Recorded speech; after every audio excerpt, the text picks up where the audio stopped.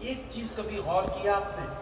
علی اس زمانے میں پہلا مسلمان تھا کہ جب دکاندار، تاجر، امیر، غریب، فقیر سب نبی کا مذاق اڑا رہے تھے اور نبی پر ایمان لانے والے کا مذاق اڑا رہے تھے.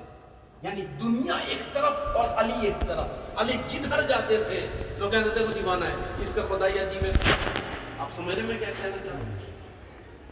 آپ کاٹمانڈو نیپال میں ہیں، ہم لوگوں کی تعداد حسن محبان اہل بیت کی تعداد کم ہے. یہاں پورے ایک محلے میں یہاں کوئی کسی پہ ظلم نہیں کرتا، پھر بھی ایک مسلمان ہونا تھوڑا سا عجیب سا لگتا ہے. ہم مسلمان ہیں، ہم شیعہ ہیں، ہم فلاں ہیں، تھوڑا احساس ہوتا ہے، فیل ہوتا ہے کہ نہیں ہوتا. اور وہیں اگر آپ کو کرٹیسائز کیا جائے، وہیں اگر آپ کو ٹارچر کیا جائے، امیر الگ سے، مالدار الگ سے، تاجر الگ سے، ہر طرف سے. اما اسلام پھیلنے کے بعد، اسلامی حکومت بننے کے بعد مسلمان ہونا کوئی بڑی بات نہیں ہے. لیکن جب تم تمام دنیا اسلام کا دشمن ہو اور تب علی جیسا پہلا مسلمان بننا، وہ کمال ہے.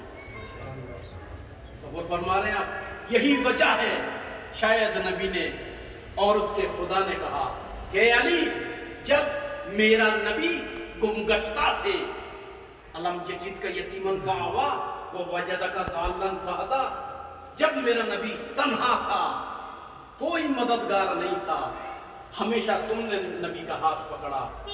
آج غدیر کا موقع ہے جب سب مسلمان ہو چکے ہیں، سب کے سامنے ہم تمہارا ہاتھ نبی کے ہاتھ میں بلند کر کے یہ اعلان کرائیں گے، حل جزاء الاحسان الا الاحسان. لہذا رسول اکرم نے فرمایا آج جس کا میں مولا ہوں اس کا علی مولا ہے. اب دیکھنا یہ ہے نبی کو کون کون مولا مانتا ہے اور کون کون نہیں مانتا ہے. بہرحال خالق کائنات نے ان تمام بیماریوں، وبا، کورونا، ان سب کے بیچ میں ہمیں اس نے زندہ رکھا، ہمیں اس نے سالم رکھا. سانس کے لیے یقین مانیے دنیا اس ٹائم اتنا عجیب ہو گئی ہے کہ آکسیجن کے لیے لوگ ترس رہے ہیں، ایک ایک سانس کے لیے تڑپ رہے ہیں.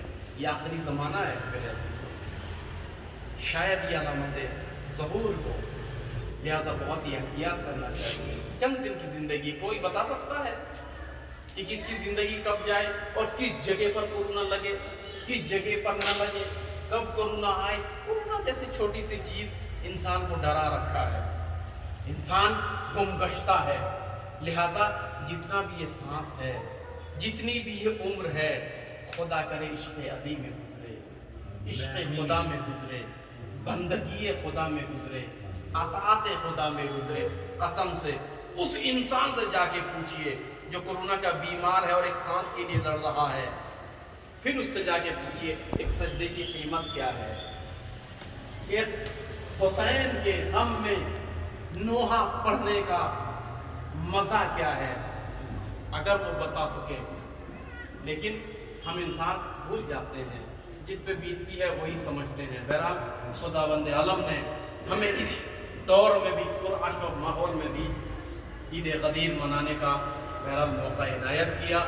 اس کے لیے ہم خداوند عالم کا شکریہ ادا کرتے ہیں اور تمام مومنین کو اس بیماری سے خدا نجات دے، اس کے لیے دعا کرتے ہیں. اور جتنے بھی مومنین ہیں وہاں پر مومنین مومنہ بھی بہرحال محفل کر رہی ہیں، سب کو حضرت زہرا سلام اللہ علیہا اجر عنایت کرے. چونکہ میں آخری جملہ عرض کر کے ختم کر دوں، غدیر ہے امامت کی ابتدا اور امام مہدی ہے امامت کی انتہا. لہذا غدیر امام مہدی، آپ سمجھ رہے ہیں ڈائریکٹ تعلق ہے. جس نے غدیر کا انکار کیا وہ یہ چاہتا ہے امام زمانہ کا انکار کرے، یعنی غدیر کشی یعنی امام زمان کشی. لہذا آج امام زمان ہمیں دیکھ رہے ہیں، ہم دعا کرتے ہیں پروردگار سے کہ امام زمان عجل اللہ تعالیٰ فرجہ شریف کی ظہور میں تعجل عنایت فرما اور ہمیں ان کے آوان و انصار میں شریک فرما. رب تقبل منا इन्नका अंतस समीउद दुआ। सब मिलकर एक मरतबा ईद गदीर के दिन फिर आखिर में दुआए इमाम ज़माना से हम प्रोग्राम को यहीं पर पढ़ाते हैं। बिस्मिल्लाहिर्रहमानिर्रहीम। अल्लाहुम्मा कुल्ल वलियका इब्ने हसन सलवातुका अलैहि व अला आलिहि फी हाज़िहि